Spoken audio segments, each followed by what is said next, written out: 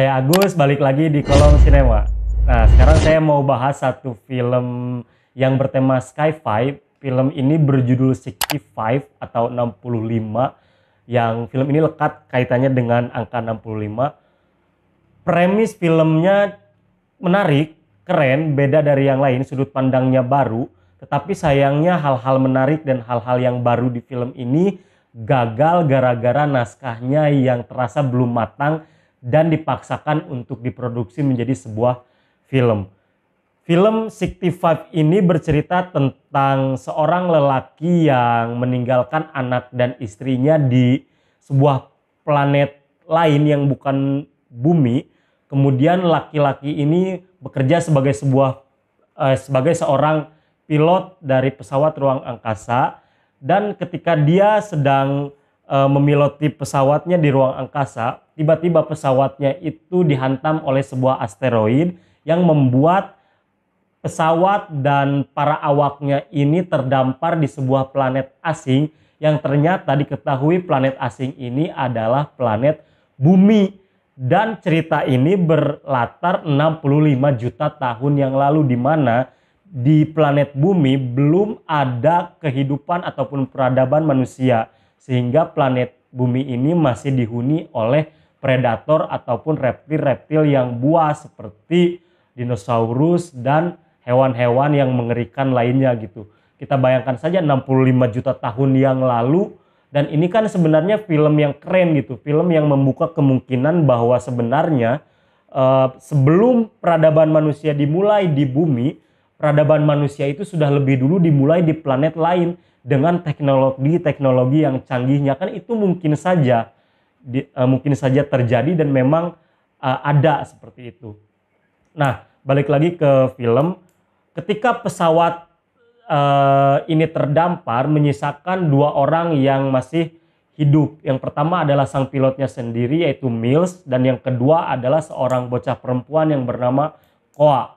Sementara orang tua dari Koa ini semuanya yang ikut di pesawat ini tuh sudah meninggal dan menyisakan Koa sendiri.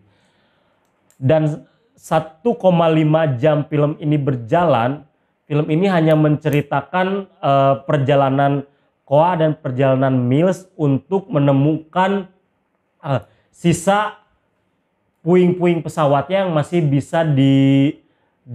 bisa diperbaharui dan masih bisa diperbaiki, sehingga memungkinkan untuk membawa mereka kembali lagi ke tempat asal mereka gitu.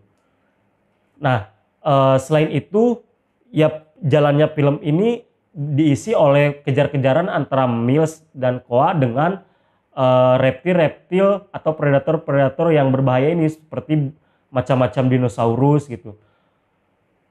Ya sayangnya, dengan efek visual dan budget yang nomor pertama gitu di sekelas Hollywood, film ini saya rasa gagal untuk menghadirkan sebuah pengalaman baru tentang film bertema sci-fi yang mengajak penontonnya untuk tenggelam dalam emosi-emosi yang ada di dalam film. Karena jujur, ketika saya menonton film ini selama 1,5 jam, itu tidak ada perasaan lain sama sekali selain perasaan yang datar aja gitu. Naskah film ini sebenarnya dibawa untuk menyelami kisah perjuangan bertahan hidup si Miles dan juga Koa, tetapi naskahnya belum matang sama sekali, kawan-kawan, belum matang dan cenderung sangat dipaksakan. Walaupun produser dari film ini adalah Sam Raimi. Kita tahu kan produser Sam Raimi ketika memproduksi sebuah film ataupun menyutradari sebuah film itu kan pasti akan totalitasnya tidak diragukan lagi gitu. Tetapi sayangnya di dalam film ini totalitas itu nampak tidak muncul. Apalagi penulis dari film ini sebenarnya penulis dari film A Quiet Place gitu. A Quiet Place kan dua filmnya sukses besar di pasaran. Walaupun dengan naskah yang sangat sederhana gitu.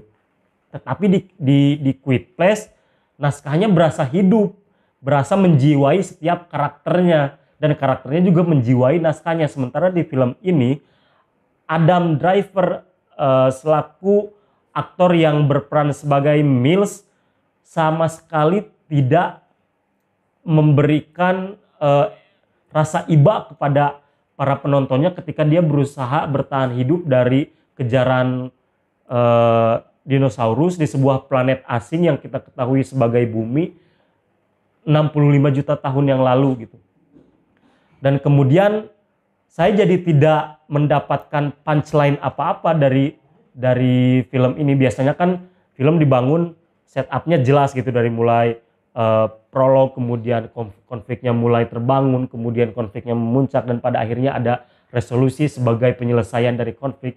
Sementara film ini ya gitu-gitu aja, pesawat ruang angkasanya terdampar, manusianya yang masih hidup berusaha bertahan hidup, dan mereka balik lagi, udah selesai. Selain dari satu penggambaran yang kece, ternyata film ini mengambil sudut cerita ketika asteroid menghujani bumi yang menyebabkan punahnya kawanan dinosaurus yang dulu menghuni bumi gitu. Jadi sebelum si Mills dan si Koa ini balik lagi ke planet mereka, itu terjadi hujan meteor yang menyebabkan bumi mengalami perubahan iklim secara drastis, dan juga bumi mengalami perubahan musim secara drastis juga.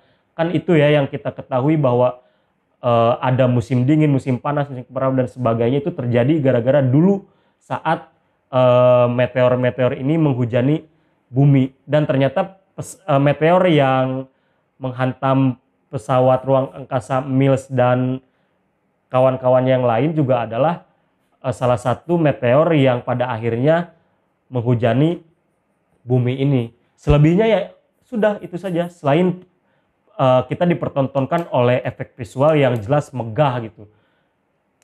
Kalau teman-teman ingin menonton film yang hanya benar-benar hiburan, yang hanya ingin memanjakan mata, maka film ini cocok. Tetapi kalau teman-teman ingin menonton film yang setelah kita menonton filmnya dan kita ingin mendapatkan sesuatu dari filmnya, maka saya kira film ini bisa dipinggirkan terlebih dahulu, karena ada beberapa film lain yang tayang berbarengan tapi bisa lebih layak untuk ditonton. Dan apa ya, bisa dikatakan bahwa konsep besar tapi eksekusi gagal film 65 ini kawan-kawan. Kawan-kawan juga masih bisa nonton di bioskop karena tayang pada tanggal 9 April kemarin. Dan kalau kawan-kawan sudah nonton, silahkan komentar di kolom komentar, dan jangan lupa like, subscribe juga Langgam Pustaka TV, dan tunggu konten-konten berikutnya dari Langgam Pustaka TV, dan ikuti terus perbincangan kita terkait film ataupun series hanya di kolom sinema. Itu saja kawan-kawan, terima kasih.